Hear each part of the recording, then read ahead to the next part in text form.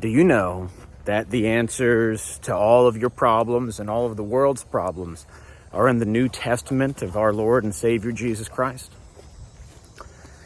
What's on my mind right now is when Jesus said, "The birds have their nests and the foxes have their dens, but the Son of Man has no place to lay his head." Brothers and sisters, we're not meant to be domestic. We are meant to work. Not as cattle for somebody else, but in love for one another and for this planet. We are meant to be in motion, creating, improving, tending. We're not meant to be idle on the couch, in the bed, playing video games, scrolling the internet, watching videos. This is not right. This has led us, as just all people, this has led us into schizophrenia.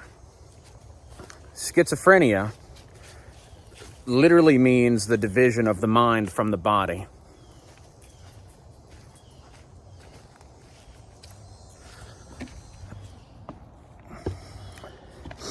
So here's something that I suggest to you, brothers and sisters. If you can go be in the woods, go get in the woods. You know, this domestic life inevitably leads to depression. As opposed to look, there's a lot to do. There's a lot to do here. If I lived here, I'd pick up all these sticks, I'd organize them to the side. I would remove the pine needles so that there's just dirt in the space where I would spend my time. And I'd uproot the freaking poison ivy. And then I'd have to build it, and I'd build a shelter. It's easy to have done it before, just with the down trees in these woods. And then it's just the next thing that needs to be done. Feed myself, feed my dog, find water. And these things are easy enough, especially when you have a group of men.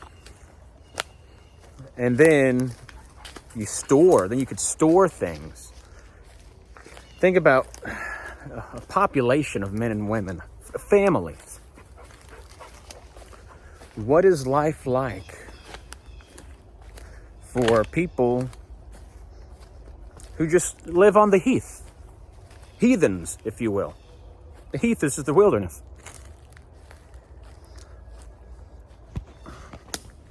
There is no distraction. There is just the immediacy of life. The moment that we're in. How do we get to the future? What do we need to do to make sure we don't fail? Well, whenever we live in a house or an apartment, I'm not saying go be a homeless guy or an outdoorsman, as my dad likes to call them. But you need to have a greater purpose. And if you find yourself distracted with video games and television,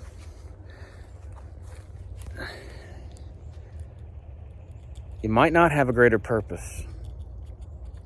If you're a father or a mother, what's the number one thing to do? Raise your children, right? What does that mean? What does it mean to raise your children? Well, I'll tell you the first thing. Other than the obvious things, here's the most important thing that people don't think about when it comes to raising children. Your children are going to start to experience emotions that they don't understand, and they will be confused and they will be hurt. You have to teach them about their emotions. You have to teach your children how to behave, how to think. And you have to talk to them about difficult things that are not easy to talk about, and to help them understand their emotions. Because if they don't understand their emotions and they don't know how to behave, then they will be traumatized. And that's what this world is good at doing. The world we're in now is traumatizing people. So we're all domesticated. We spend our time wastefully. And we become depressed, and we don't raise our children. And our children are living in a world that is more evil than it was for us.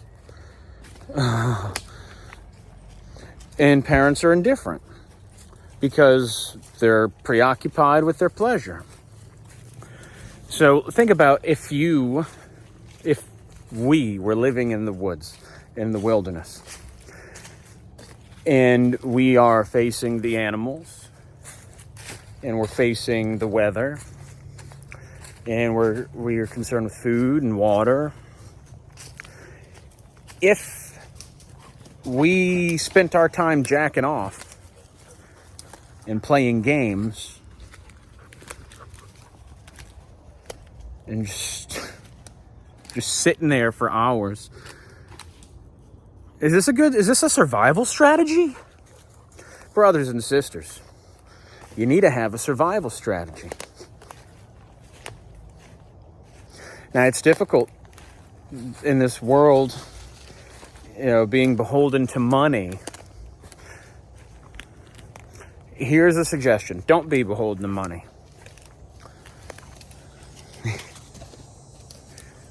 at this boy. Oh, there you are. Wait, you gotta see him. Where'd you go? He's just running everywhere. Hey, my bud. Don't worry about the money. Look, as far as a job is concerned, take the best opportunity that you could find. And don't be afraid of taking a new opportunity if it's better than what you've been doing. Ew, this freaking guy, you slobbered all over my legs, dude. I'm wearing shorts. Ew. Okay. But don't obsess over money. I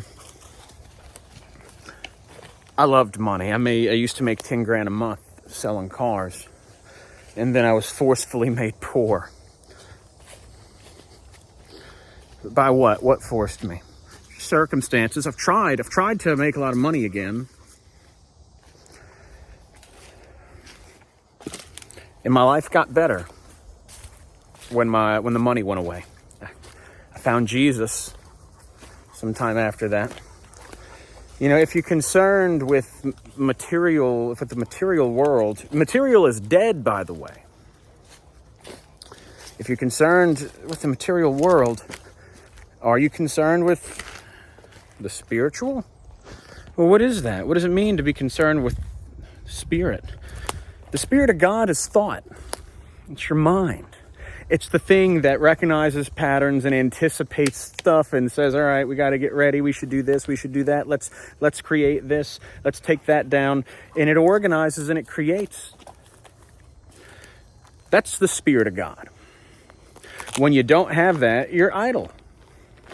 And if you say that you love Jesus Christ and you worship him while you're idling, then you are become an idol worshiper. So here's an exercise, brothers and sisters. If there are woods, especially if you're depressed, go get in the woods. Really, everybody, go in the woods and look around and say, what would I do? How would I change the woods?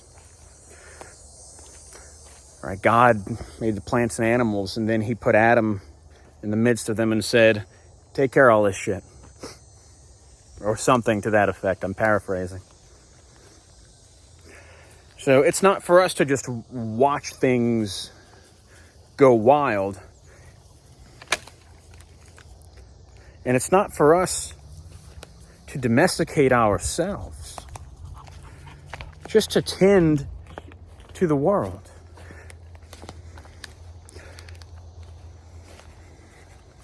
Go clean something, brothers and sisters. Go organize something. You need to think.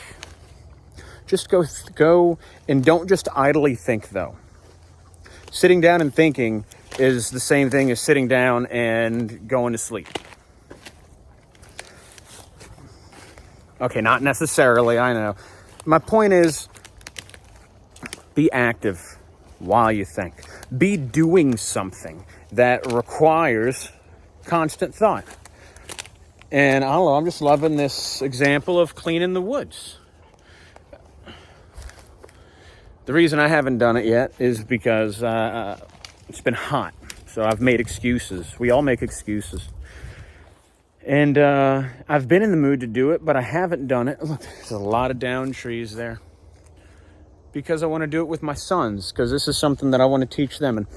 And we've done it before, but, we're going to take this and we're going to put it in a pile.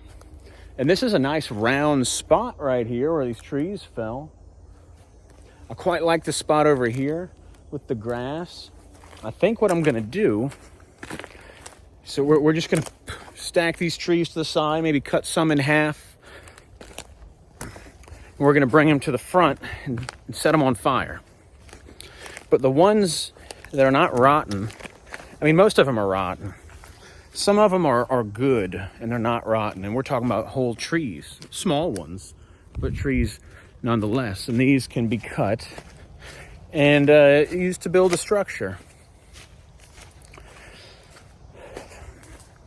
I wanted to show you all the grass, and then I started walking in the opposite direction. It's kind of because I want to show y'all what something my sons did. They're 8 and 10, and they are always asking for an axe. And I'm like, no, Daddy ain't getting you no axe. So then my parents got them both a hatchet, of course. My objection was just that we have nothing to cut. Well, I was mistaken. We do. So one of them cut that. This is a big tree, and it needed to be cut. And my sons, and it had started, it's somewhat rotten, so it was easy for them. But they were able to cut this thing into 2, 4, 5 pieces.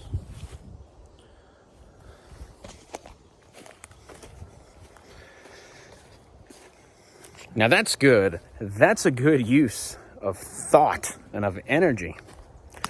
As opposed to doing the same thing in Minecraft.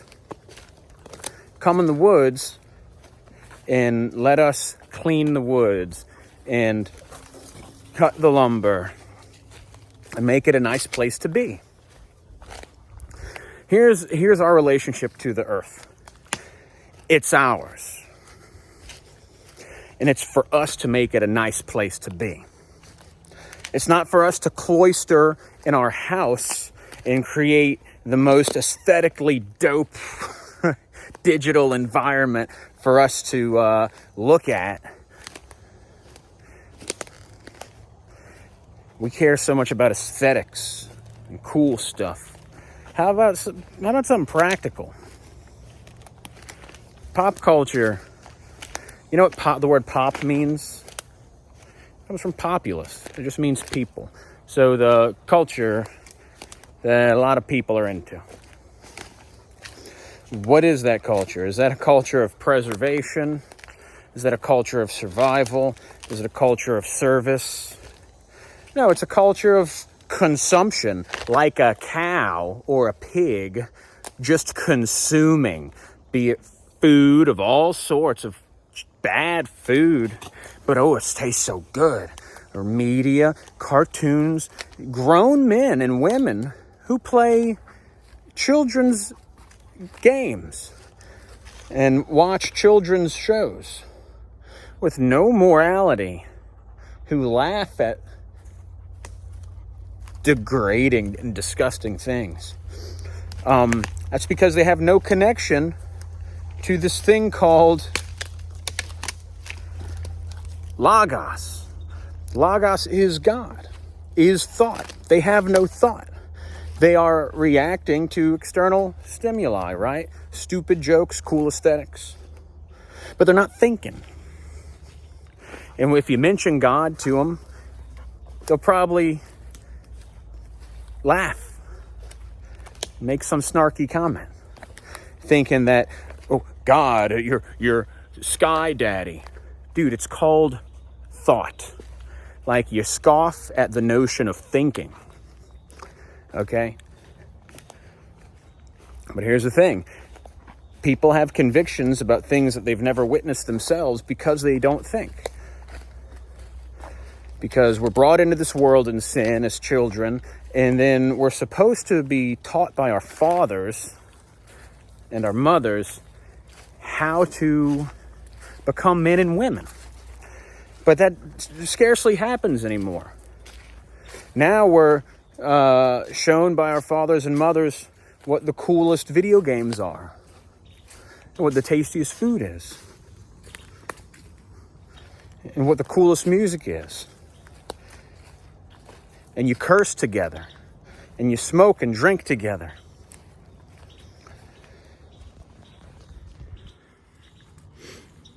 And I just imagine if you took all these people and you put them in the woods. And I think one day that's more or less going to happen. There will be there already has been a societal collapse. But the day is coming, it's coming fast, when we're not going to have electricity. We're not going to have water run to our houses. And you're going to have a lot of selfish people and clans and a lot of loners competing for resources. So what is post-apocalyptic? Okay, so first of all, apocalypse means when you find out. It means revelation. So the idea of freaking rat snake. I'm not afraid of rat snakes, but whenever a snake moves near you, before you identify it, that's a cause for alarm. I guess not a cause for alarm, but the alarm bell goes off, and then you're like, rat snake. Okay. Anyway.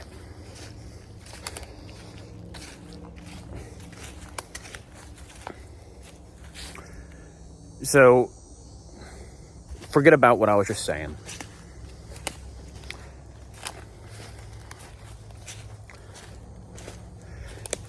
Whenever the grid goes down, when it all goes down, I was talking about post-apocalypse is reverting back to living in the woods, but in the landscape of a suburb or a city.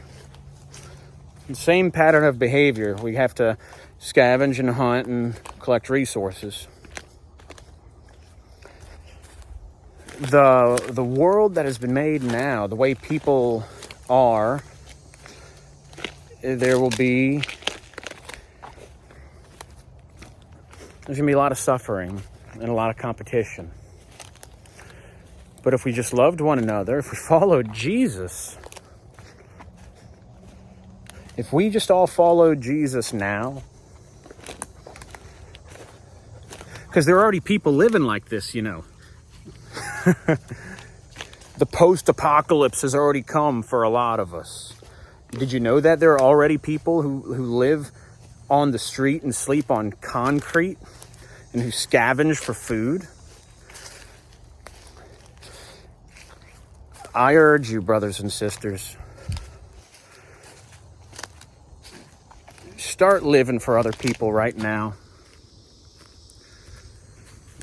Because you can't afford to be selfish. Or you think you can afford it, but it's an illusion. The money is an illusion. The life that you have built is an illusion. It's an illusion. Love one another. We're going to need one another. And we do need one another. So, I guess in conclusion, get over yourself, go in the woods,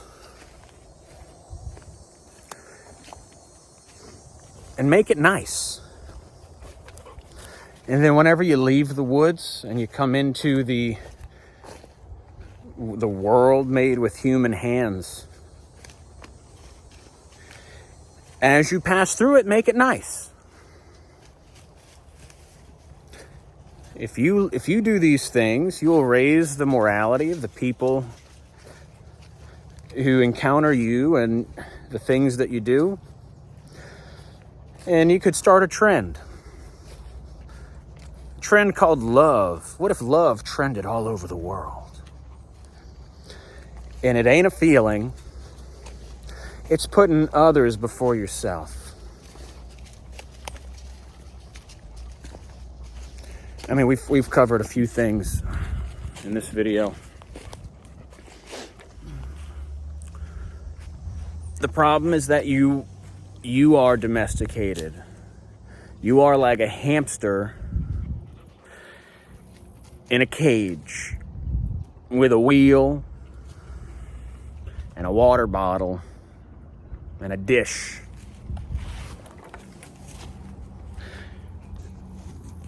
And you've accepted it. But in your heart, you long to be doing something different, don't you?